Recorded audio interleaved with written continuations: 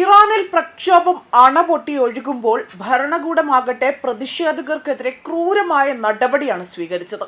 ആയിരക്കണക്കിന് പ്രക്ഷോഭകരെ ജയിലിൽ അടയ്ക്കുകയും അവരെ തൂക്കിലേറ്റും വിധം അവിടെ ആ ഒരു വിധി അവർക്ക് കൽപ്പിക്കുകയുമാണ് ചെയ്തത്. എന്നാൽ ഈ നടപടിക്കെതിരെ ട്രംപ് രംഗത്ത് വന്നിരുന്നു.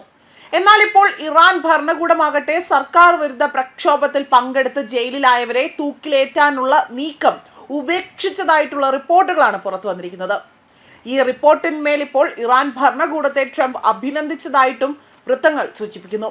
സ്വന്തം ജനതയെ കാലാൾ പട ഉപയോഗിച്ചുകൊണ്ട് തന്നെ അവരെ കളത്തിലിറക്കി ഖൊമേനിയുടെ നടപടിയാകട്ടെ അതൊട്ടും സ്വീകാര്യമല്ല എന്ന് തന്നെയായിരുന്നു മറ്റു രാജ്യങ്ങളടക്കം അതിനെ വിലയിരുത്തിയത്. ട്രംപ് ആകട്ടെ തന്റെ സ്വന്തം സമൂഹ മാധ്യമമായ ട്രൂത്ത് സോഷ്യലിലൂടെ ആയിരുന്നു അദ്ദേഹം തന്റെ പ്രതികരണം അറിയിച്ചത്. ഇന്നലെ അവിടെ നടക്കാനിരുന്ന അതായത് 800-ലധികം വരുന്ന മുഴുവൻ വധശിക്ഷകളും ഇറാൻ നേതൃത്വം റദ്ദാക്കിയെന്ന വസ്തുതയെ ഞാൻ അങ്ങേയറ്റം ബഹുമാനിക്കുന്നുവെന്നും നന്ദി എന്നതാണ് അദ്ദേഹം ആ ട്രൂത്ത് സോഷ്യലിൽ കുറിച്ചിരിക്കുന്നത്. 1979 ഇസ്ലാമിക വിപ്ലവത്തിന് ശേഷം ഇറാനിൽ നടക്കുന്ന ഏറ്റവും ശക്തമായ പ്രക്ഷോഭമാണ് അവിടെ നിലവിലേതെന്നതാണ് കണക്കാക്കപ്പെടുന്നത്. രാജ്യത്തെ വിവിധ നഗരങ്ങളിൽ വ്യാപക പ്രക്ഷോഭമാണ് അവിടെ നടന്നത്. ഡിസംബർ 28 പ്രക്ഷോഭം ആരംഭിച്ചതിന് പിന്നാലെ 2000-ലധികം പേർക്ക് ജീവൻ നഷ്ടമായിട്ടുണ്ട് എന്നതാണ് അധികൃതരുടെ ഭാഷ്യം. എന്നാൽ 3500-ലധികം പേർ കൊല്ലപ്പെട്ടതായിട്ടാണ് മനുഷ്യാവകാശ സംഘടനകൾ പറയുന്നത്.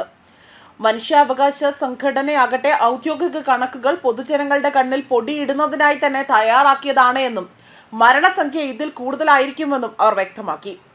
ഇറാൻ ഭരണകൂടം അവിടുത്തെ ജനങ്ങളെ അടിച്ചമർത്തുന്നതിന്റെ ഏറ്റവും വലിയ തെളിവാണിപ്പോൾ പുറത്തു വന്നിരിക്കുന്നത്.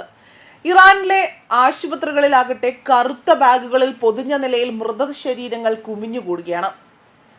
സാമ്പത്തിക പ്രതിസന്ധിയെ തുടർന്നുകൊണ്ട് ഇറാൻ കറൻസിയുടെ മൂല്യമിടിഞ്ഞതും അവശ്യ സാധനങ്ങളുടെ വില താങ്ങാനാവുന്നതിലും അധികമായതാണ് ഇറാനിൽ പ്രക്ഷോഭങ്ങൾ ഉണ്ടാകുന്നതിന് കാരണമായത്. പരമോന്നത നേതാവായ ആയത്തുള്ള അലി ഖൊമേനിക്കെതിരെയും പുരോഹിത ഭരണത്തിനെതിരെയും വലിയ രീതിയിലുള്ള പ്രതിഷേധങ്ങൾ അവിടെ അത് വലിയ രീതിയിലുള്ള സമരത്തെ ഭരണകൂടം ക്രൂരമായി തന്നെ അടിച്ചമർത്തുന്ന സ്ഥിതിഗതികൾ ഉണ്ടാവുകയും ചെയ്തു. 1979 ഇസ്ലാമിക വിപ്ലവത്തിന് ശേഷവും ഏറ്റവും വലിയ ഇറാൻ കണ്ടതിൽ വെച്ച് ഏറ്റവും വലിയ ഒരു രക്തച്ചൊരിച്ചിലാണ് ഇവിടെ ഇപ്പോൾ കാണാൻ സാധിക്കുന്നത്.